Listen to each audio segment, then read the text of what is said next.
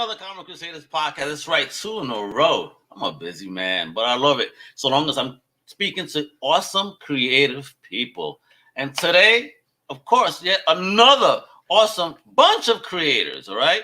They have this awesome independent comic book called Stud. Yeah, man, he's a studly stud. Let me bring on the writer, first of all, the one and only Perry Crowe. What's poppin'? Hello. Not much, Al. Thanks for having us on. No, us. Yes, talk about us. Let's get on the amazing artist, the one and only Jed Dougherty. What's going on, bro? Hey, good to see you guys. We're not going to see him. We're going to see his hands and see my beautiful working hands. Yes, it's like a first-person shooter game view of Jed. If only we could control what was being drawn, right? Let's get it done. Okay. What was that movie, Henry? Right? We have the Henry view on Jed. Hardcore Henry. Or Henry, whatever. Maybe you're right. Somewhere around there, folks. Don't mind me. I smoke pot, so I have short-term memory issues. It is what it is. All right. So with that, thank you for coming on to the show, man. You guys have an awesome comic book, right? That's that we could check out. It's called Stud. You know, it has a double-sized debut coming through Comics Experience Publishing. Shout out to CEX, man, for allowing me the honor of having you guys on, and you can check them out below, of course. So, Jed, Perry, a little bit about yourselves before we dig into what Stud is all about. Let's start with Perry up top over here, since Jed is hard at work on the next issue. You know, where you from, and how did you get into fandom? Like, you know, was it comics, was it TV, was it movies, was it all of it? Probably a little bit of everything. I mean, I grew up in the suburbs of the Twin Cities up in Minnesota, and I really came to comics through figures. I mean, I think of like the Masters of the Universe figures in 1983. I was like 5 years old. They came with those mini comics, and at that point, I didn't really think of it as a comic. It was just part of the toy. But then, fast forward a few more years and the Marvel Secret Wars figures came out. I don't know if you remember those. Yes. They had like those lenticular shields, little animation. And so I picked one of those up with my brother. He bought Spider-Man. I bought Daredevil. And pursued the comics from there and picked up Daredevil like 235, 236, 237 and dove in, and it was, I was 9 years old and it was maybe more hardcore than I was ready for. You're taking on Rotgut, the serial killer who's stabbing people on the street. Kind of blew my mind as a suburban kid in the Twin Cities. But can't imagine. Yeah, like New York is a fucked up place to live. Jesus I know. Christ. Hell's Kitchen. I mean, terrible name right off the bat. But so just collected comics pretty much from then on. I mean, off and on here, and took breaks off and on, and but kind of spread out from Daredevil to Green Lantern and Silver Surfer, and did a lot of cosmic stuff, and didn't really get into creating comics until fairly recently. Just kind of recently. What's recently? Yeah, I mean, Stud is. I guess I did the Frontiersman before that. That's probably maybe 5-6 years ago. Oh, damn. And I mean, I just always read them, really enjoyed them, and just got interested in doing, creating them, and joined this, what's it called? Comics Experience, this workshop online, took some classes through there, kind of learned the process, script formatting, and they taught me about these comic creator connection events at comic conventions, and happened to meet Jed Dougherty at one of those. They're sort of like speed dating, writers on one side, artists on the other. Yeah, speed dating for work. Come on, man. You talk for like 5 minutes and kind of share your work, and you see if it seems like. Did anybody hold turkey legs throughout the process? That would have been better. Almost. You guys are Practical Jokers fans. You remember when what was it, Brian Quinn? He had to do a speed dating, but he had to do it holding 2 turkey legs. Nice. I only had one. It was a quail, so I threw things off. But that's what resonated with Jed, and I had just written this, script for an issue of Stud, and shared.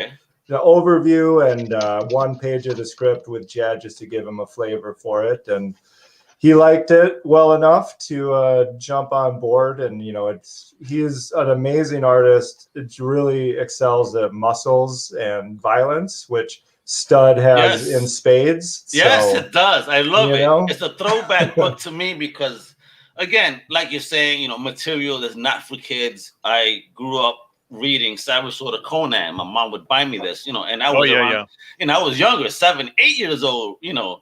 So, you know, I'm seeing titties and heads getting sliced off at that age. And instead of being fearful of it, I was eating it up. Like, where can I read more of this awesome stuff? And I see the He-Man influences and stuff for sure. So, Jed, you now, your origin story, buddy. Like, how did you get into all this and decide to even start drawing? Let's see. Well, drawing because my dad was employed as a graphic artist, illustrator, all that stuff. So that was always around the house when I was growing up. And I don't know. I've had comics around. You know, there's comics I must have you know, like it must have been bought for us by parents. Like things that are just falling apart that I've read so many times, I don't even know what issue it is. Oh, damn. Yeah, he lost the issue number. Yeah, the no cover, right? But let's see. Yeah, I was following comics all through the 80s, Marvel and all that, and then into Love and Rockets. I moved up to, let's see, I moved up to Seattle sometime in the 90s, and I was doing a mini comic, like a zine, just kind of an homage to Love and Rockets stuff. Like awesome. And that one, I don't know. He just sold them through the Fact Sheet 5 and all that. If you remember those, Yes. I mean, the old days of hustling. Thank God for internet and changing the hustle for you guys. Oh yeah. It's everything was snail mail and all that. And I don't know. I had a fallow period. 2000. A friend of mine who worked in a comic shop, you know, said, "Hey, you draw some." Howard Chaykin came by the shop looking for work, looking for assistants. So I went over and I got a job for like a decade working as an assistant for Howard. Get the fuck out of here! That's the man right there, dude. Howard. Yeah. What? Wow, what a way to start! Holy shit! I know. Yeah, learning at his knee, learning. Yeah. Wow. Comics, and comics-related bitterness. Sorry, Howard. I'm pretty sure, bro. that was a drink every night after work, right? Like, oh my God, this guy. Yeah. So yeah, I worked with him for a while, and then I got. He kind of fished around and got me a few jobs. I was doing work for DC in about probably 5-6 years ago. What the heck was it? World's Finest. There was an arc there with like Superman and Batman on Earth 2. Okay. That was pretty fun. A few other jobs here and there. But I lost track of my editor when they switched coasts. So. Oh, gotcha. Yeah. So once they did that move from New York to the West, it was a wrap, huh? Yeah. So sucks. Yeah, then I was at WonderCon, and I figured I'd try out that comics creator thing, and amongst the various pitches, there was Perry with this thing that seemed pretty cool. So very nice. Yeah. So we. What did it take us? Like 2 years, Perry? Something like that? I feel like longer than that. But yeah, it's been, well, so we, where our publisher works is they wanted the entire series to be done before they start publishing any of them. So yeah, so Stud was originally like a 5-issue series with a 5th issue giant-sized finale. When CEX, our publisher, was getting ready to publish it, just looking at the economics and sort of the landscape of comics at the time, they decided to make it into 2 double-sized issues and then the giant-sized finale. So each issue of Stud is over 40 pages. Costs only $1 more than a standard-sized comic, so you get a good bang for your buck. Hell yeah! At $4.99, hell yeah! And you get some fun story, and I see those He-Man references in there, if you will. that I'm hearing. Sure. Hey, I don't deny it. He's definitely a big influence. But yeah, we did a Kickstarter for the first issue just to get some funds coming in and just reach out to people. We actually did this little ash can. An ash can. sample. Oh my God. That is so 90s, kid. I love it. I know.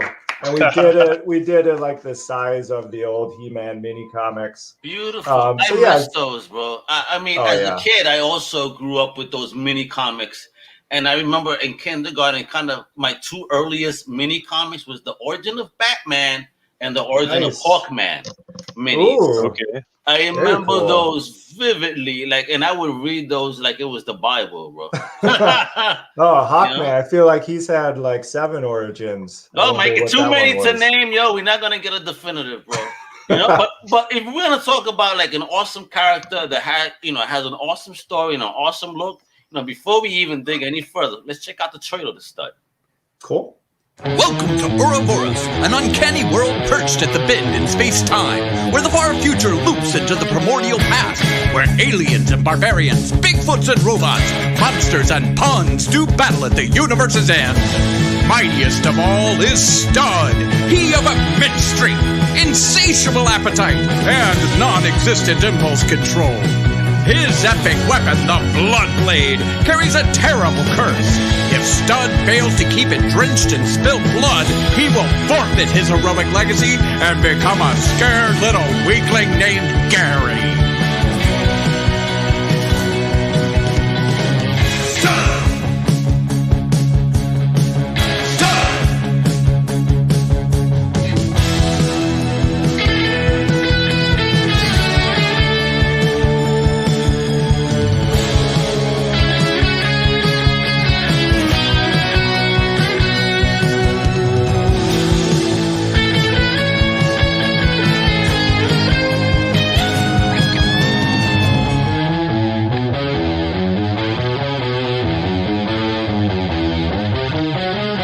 Stud endlessly wanders the Badlands, slaying monsters and longing for a flag and a veil and a good laugh. But if his slaughter can tip the scales for good, Stud might just make the next world the best. Stud! Woo! I love it. Riled up, I love it, bro. That's some heavy metal. We got a mosh pit. So. Yeah, and gotta say huge props to Patrick Harmon, awesome musician who did the music and did the narration. He's got a great band called The Party Faithful. Quick plug for that because he's an amazing musician, great guy, and it really helped just encapsulate the show. I mean, it certainly has a He-Man influence. It's also just inspired by all of those kind of 80s adventure shows, Transformers, G.I. Joe, just big, bold, colorful action adventure kind of things. Yeah, and serialized kind of idea. That's and that shows Jed's awesome designs. Just amazing work. Yep, that's what's awesome about the book. I mean, it's a fun book. You do touch upon social narratives, of course, because with the relationship between Stud and Astro in it and all that. But nonetheless, there's nothing forced about it. It's a fun read. You didn't even care that even happened. It's like, okay, not homie. Is a Groundhog's Day effect to this? I mean, what is going on? It's a mad book, but it's fun. The cast of characters is unique. So I want to know, man. It's like, you said it took time to obviously come forth and be printed. So, what are the origins of the story and the character, especially that transition from a Gary, which is even worse than a Prince Adam. My God. Well, exactly. It's having the fun worthless Gary. Yeah. Gary really gets a raw deal through most of the series. But yeah, I mean, it's just having fun with that notion. I mean, it's He-Man and Prince Adam. It's Billy Batson and Shazam. Just the idea that it's some reversal of that, and you're a big, powerful person who ends up losing all your powers, the things that makes you important in the world, and sort of dealing with that. I mean, the real full origin of the comic is I we wrote it originally as like an 8-page homage to those mini comics from the Masters. An 8-pager, and yeah, you turn it into this monster. So it just kept sprawling out. Yeah, I mean, I had it workshop the 8-page script in the Comics Experience workshop, and people were, they liked it. They thought it was funny, but everyone was like, this is clearly more, this isn't a one-shot. This is a start to a whole story. And I was like, oh, it's like an homage to that sense that there's a bigger world. I mean, I really love, Grant Morrison and Warren Ellis kind of stuff. They do a great job, I think, of sort of hinting at a bigger world without ever showing all those details. You look at like the whole run of Planetary. I mean, especially those first 6-7 issues where it's like, here's the Godzilla issue, and here's the Justice League issue, and here's the Doc Savage issue. And, you get the sense that it's a much larger world. And that's the idea with Stud, is kind of giving pre-made full universe of these sorts of characters like He-Man. I mean, I always loved in He-Man that the names were just so crazy, Mecha Neck and Snout Spout. And so we have Roach Coach, a cockroach football coach guy. You see, but I know that Roach Coach was influenced from your New York days. I know that. I met a lot of good roaches. You met a roach that size in New York. Sure. He did, and he encouraged me, and he told me to reach for my dreams, and I did it. This one's for you, Roach. Yeah, shout out to New York and the roaches, and you out there. I hope no one stepped on you yet. Yeah, he's out there. I have faith. But yeah, so I just kind of expanded the comic from those 8 pages, and just, I mean, there was a point where I was like, just added 120 extra pages. That's all. Yeah, you only made Jed's life just that much easier, right? I mean, I sort of was thinking of doing it as an ongoing series, but I think anybody, even other than obviously the hugest heroes and name recognition titles, no one's really willing to invest in like an ongoing series. I think they want everybody's into minis nowadays. It's so crazy, but the whole shit is that you could do an ongoing, just take those breaks in between and just call it a new mini and kind of legacy number it anyway. Right. So even though this is number 1 for this storyline, it's actually number 5 of the ongoing. Right, that's true. You can trade people. Why not? I mean, they've rebooted every comic so many times. Everything's a goddamn reboot. Look at Marvel and DC; they both do new numbering and legacy numbering. Oh, totally, like, just for us anal fans, like, no, we don't like to have another new number 1. Let me continue my goddamn run. That's the reason I collect runs. Yeah, I know. I've got like the first 200 or so issues of Daredevil of like the original one. I mean, this was when I was a kid. I started reading them and read them forward, and then would be buying the back issues. And now, everything's trade paper. I've read a lot of the other old stuff. I mean, I took breaks and came back, and I think it was really like the Ed Brubaker, Michael Lark run on Daredevil that really, got me back into it. I mean, Bendis and Maleev was awesome. I mean, Daredevil's had a great run of creators. I think he's sort of benefited from being kind of off in a corner of the Marvel universe. He wasn't in like the huge crossovers, and the show helped a lot to have that new generation discover him as well. For sure, absolutely. What about you, Jed? When Perry was coming to you with all these ideas, man, how was your mental status, man? Your imagination, was it going wild or what? It was. Let's see. I don't know if I think it doesn't show up until the second issue, but there was a chance we got to do a menagerie of stud villains, and it was I don't know. There's like 20 people in a panel like that, and they're all different weird bun people. That was pretty fun. It's overall it's been a blast to draw. It kind of got shuffled around a bit. I had another project come in the middle of it. Can I pitch the other project, Perry, or is that? Hey, it's all family. We're in familia, bro. Talk about what you do, kiddo. I mean, I'm mesmerized watching them D cups you're drawing. Okay, good. Yeah, this is Lava Boom here. Lava Boom. I love the name. No, the other one is Savage Hearts that it's going to be actually coming out the same. Is it the same week or the same month anyway? I think it's the same month. Oh, work! Check you out. Double the work, man. They got you busy, Jed. What's going on? Yeah, it was a long pandemic. Yeah, it's from Dark Horse, and it's written by Aubrey Sitterson, who you've probably talked to. I know he talks Aubrey. To everybody, right? I know Aubrey, yes, sir. Yeah. So it's like a what would it be? I can't even remember a Hyborian Age rom-com kind of thing. So like Conan era meet cute romance. Oh shit. Yeah. Nice. So yeah, that's that one kind of that took precedence for the middle of pandemic, and then back to finishing off Stud, if I remember.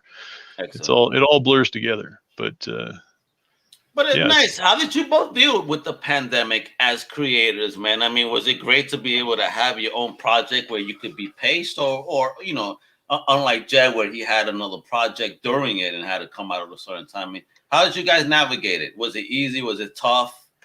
Did you guys manage, or did you find it fruitful where, okay, I was able to create more because I didn't have to have X commitments at a con, for example?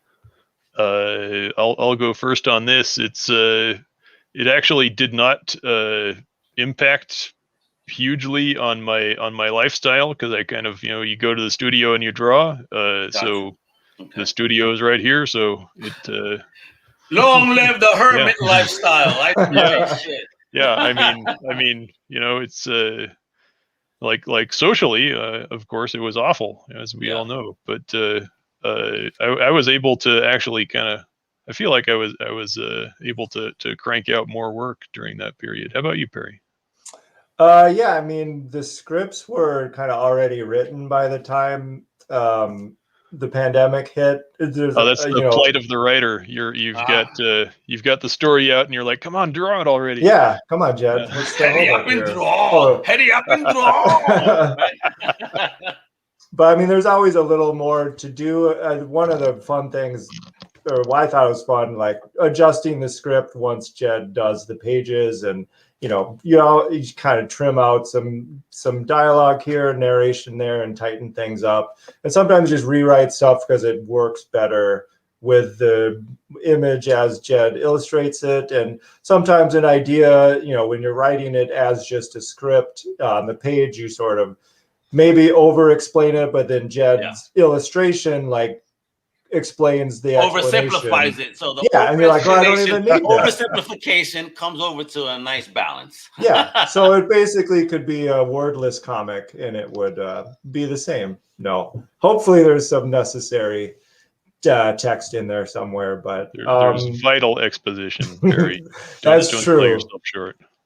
We do have a black hole eating a sun, impacting reality at the same time. So we like to draw from science fiction or science fact to make our science fiction in the loosest possible way. But I mean, I've worked on other stuff too. I mean, kind of like Jed, the pandemic has been useful, just giving more focused time to do creative projects. Production.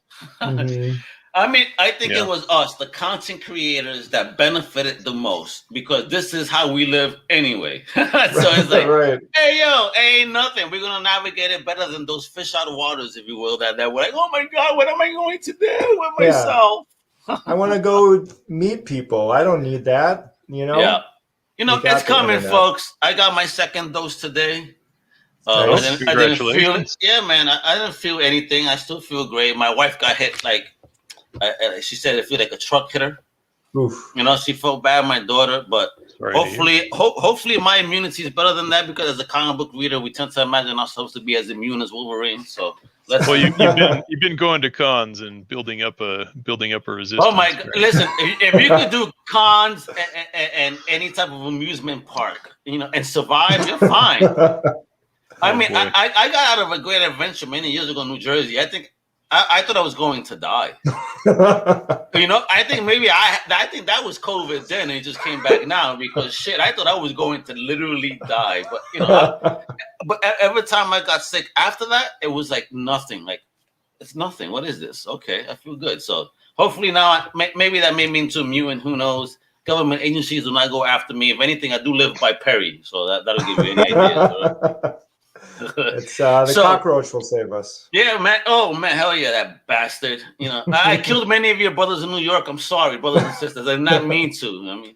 So when are we gonna get the next supersized issue? Because that first issue, supersized, was fantastic. 2 issues, and you kind of went reverse. We get this awesome story, but then we don't get some questions answered until the second. This part of it, if you will. Mm-hmm. So what else is going to happen here? Where's this story going? When are we going to get more? Where can people get it right now, as a matter of fact? Because people need to pick up this #1. Sure. Right now we are in pre-orders for issue 1. Issue 1 will release to comic shops and everything on July 28th. But if you go to that URL or our publisher, CEX Publishing.com, there you go. You can pre-order issue 1. There's some cool variants too. Robert Atkins is a great G.I. Joe. Atkins, yeah, man, from the G.I. Joe series. Yeah, so if you go, he's a monster. Oh, he's awesome. Yeah, he did a really cool, take on the Gary Stud dynamic. If you I can't wait. Yeah, so there's that. We have a metal variant cover, which I honestly don't completely understand. I've heard about metal variants. You might have more experience with them, Al, but we have one of those. Yeah, if you can bend them, you're strong. So try to bend them, but don't damage them. But yeah, and then after that first one in July 28th, the second one is just the next month, and the third and final one is just a month after that. So end of July, end of August, end of September. And that'll be a wrap. It is a mini series, and in terms of where it's going to the end of the universe, and check it out. Yeah, there's a lot of hints how we get there. There's a lot of stuff going on, in the story. There's a lot of elements, and again, like I say, even a Groundhog Day element. And I just gotta say, Jed, wow, we started with a blank page. And then we have Vavoom. Look at that. There you go. Oh, that is fire, bro. You did all that. You did all that shit in 27 minutes so far. Look at this. Holy shit. Fire, brother. Just draw big. That's the secret. That's gorgeous. But what are you drawing this for? Is this just you showing off your masterful skills, or are we going to see this in a book? Let's see. This is showing off my masterful skills and not showing off my wonderful camera face. So if somebody wanted to purchase that, like right now, would you sell it? And if so, where can they hit you? Because I'm pretty sure somebody wants this in their life. That's sexy. Okay. He goes, okay, hell yeah. I'm pimping you, bro. I'm pimping you. Oh, thank you. Yeah. You can DM me on Twitter. I think my Twitter's on there somewhere. Yeah. So right there, we got just Twitter. If you're interested in that, look at that. Jeb Riodo. There you go. That is gorgeous, bro. I mean, when you were drawing her, who did you have in your mind? Can we say that? Are you married? I don't want you to get divorced because of me now. Yeah, no. I think I don't remember that there was a model for her. It was just Perry's description, right? She's a bombshell. Who are you describing, Perry? Who's your bombshell? What's going on here? That's the magic of comic creation. Is it happens somewhere in between. I mean, Jed elevated everything in the script. I feel like the minute I started seeing sketches from him, I was like, this guy completely understands what I'm going for, and he's also making it better than I even had it in my mind. And it's just somewhere in that magical in between of collaboration. I think everything just was elevated and really looks amazing, and there's so many just awesome characters, and we certainly went with like a kitchen sink attitude toward the comic. Kitchen sink press, yeah, man. Just like Jed was saying, the second issue has just kind of exponentially more villains and monsters, and they changed the whole narrative from issue 1, because again, you read issue 1, you see what happens, and number 2 is like, okay, because once I read the first half of the story, I'm like, you gave me this whole damn cast, what the fuck? But then when I got into the second part, I'm like, oh shit, cool.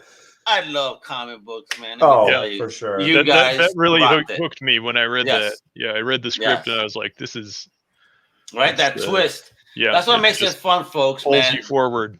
Yeah, definitely. Because you think it's the end almost in issue 1, but no, you have a lot more going on, and it's deep. The characters are awesome, and just to see that battle of Stud himself, between himself and things that happened in the first issue. Now things are slightly different, after the save, if you will, and it's like, okay, his mind is screwed. He did it for obvious reasons. You know what I mean? So how is he going to handle this going forward now? Because, okay, well, is this still going to happen?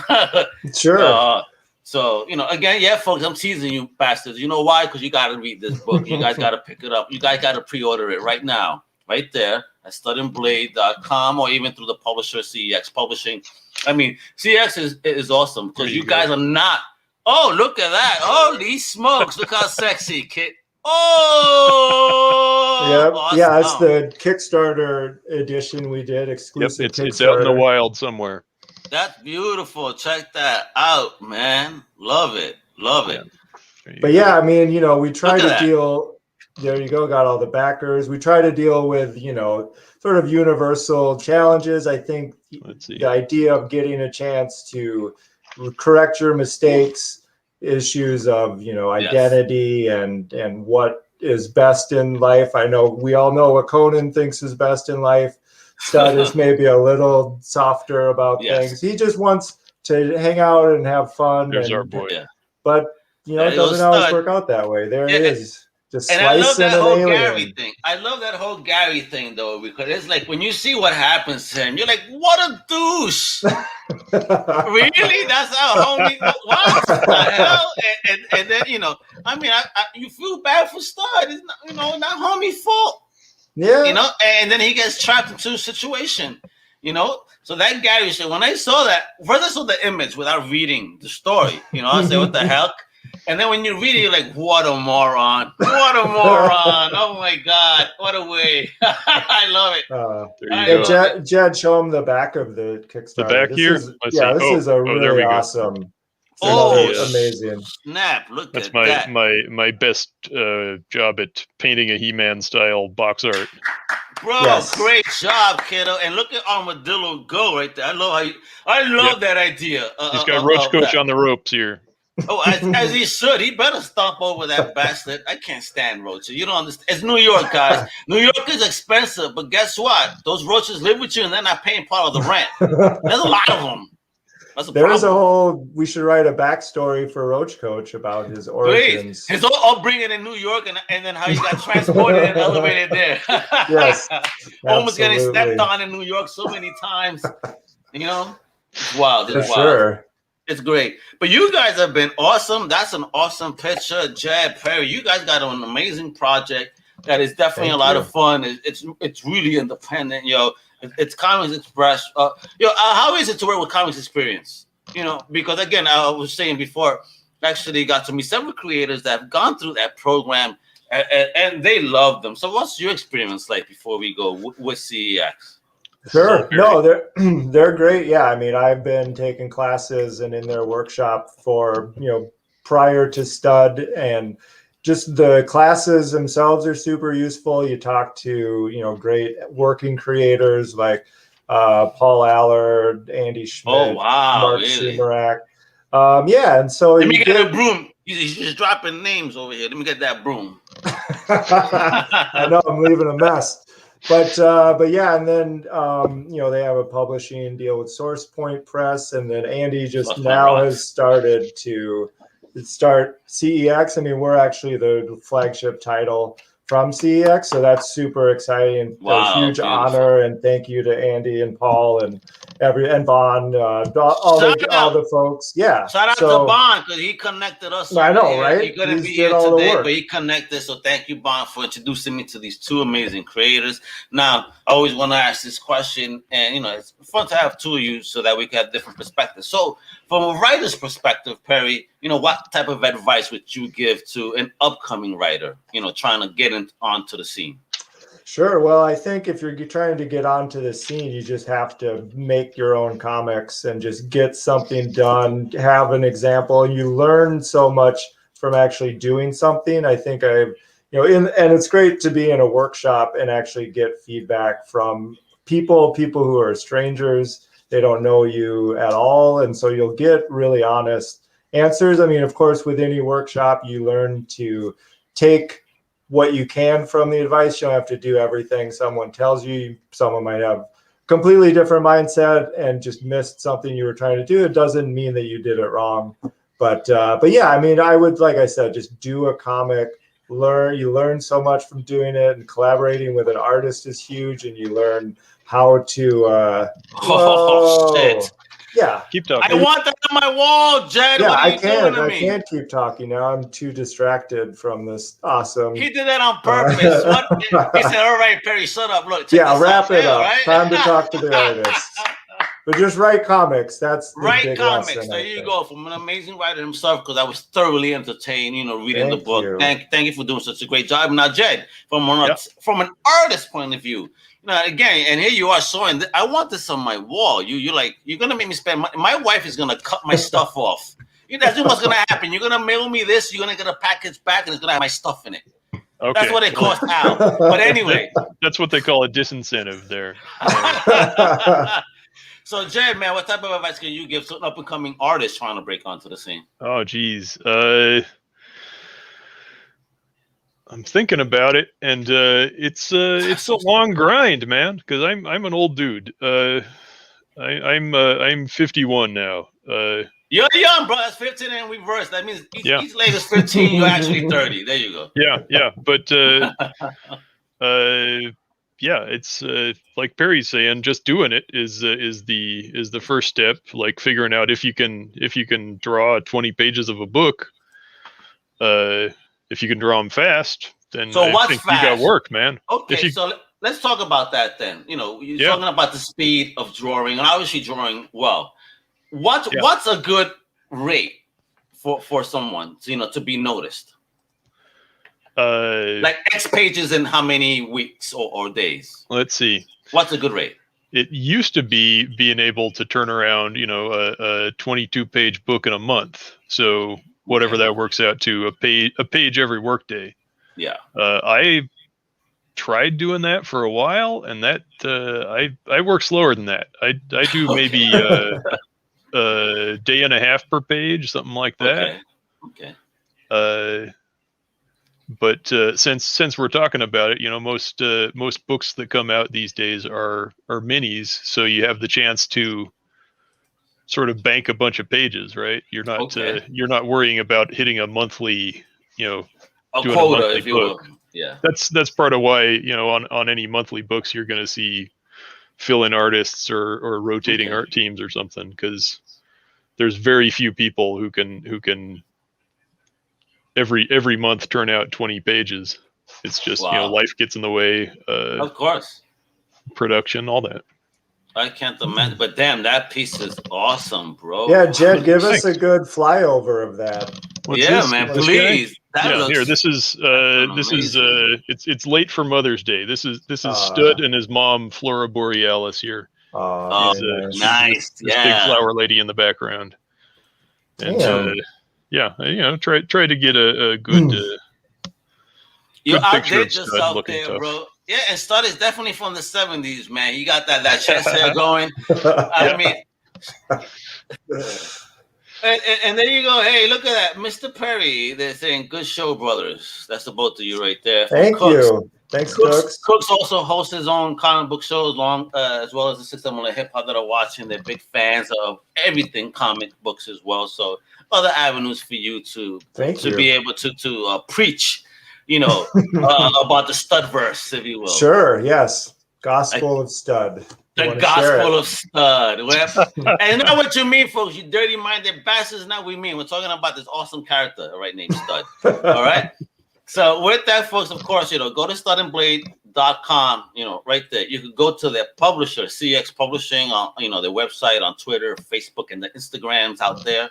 But most importantly, show your love and support for the creators. The artist Jed right here. Go to his Twitter and his Instagram. They're both the same at Jed Riodo.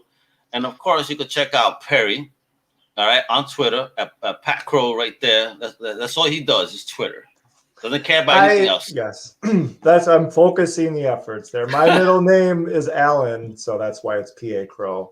There you go. Are you Al? Is it Al Allen Mega, or is it just straight up Al? No, well, my legal name is Alexander Perez. And yeah, right. And then name. Yeah, so I go from there. I was playing Rock Band one day when Rock Band came out for Xbox back in Queens. I was years ago.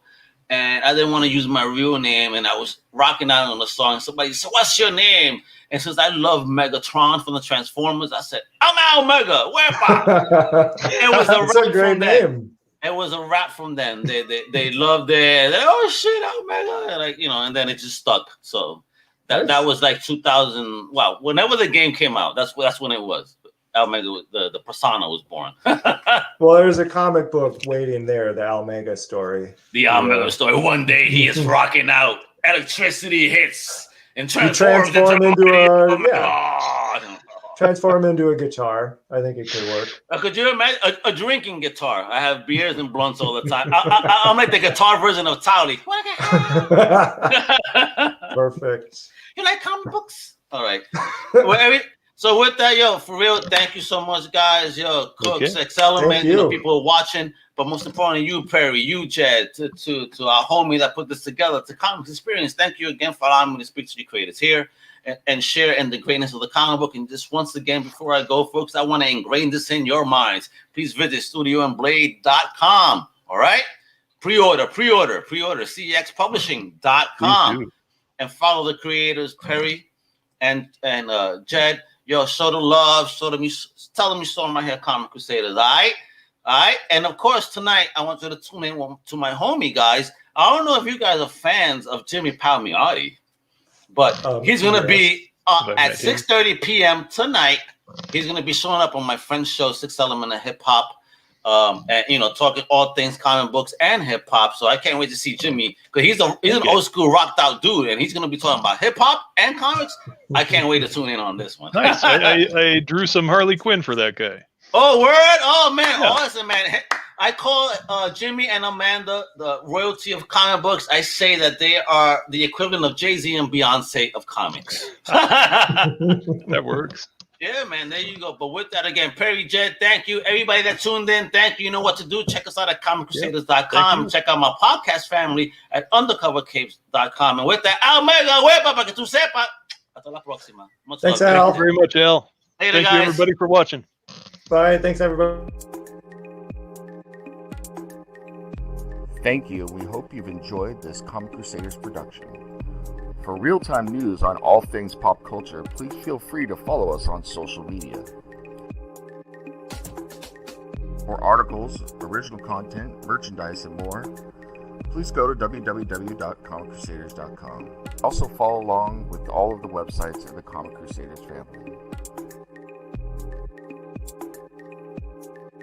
As always, if you like this content, please click like and subscribe to the Comic Crusaders YouTube channel.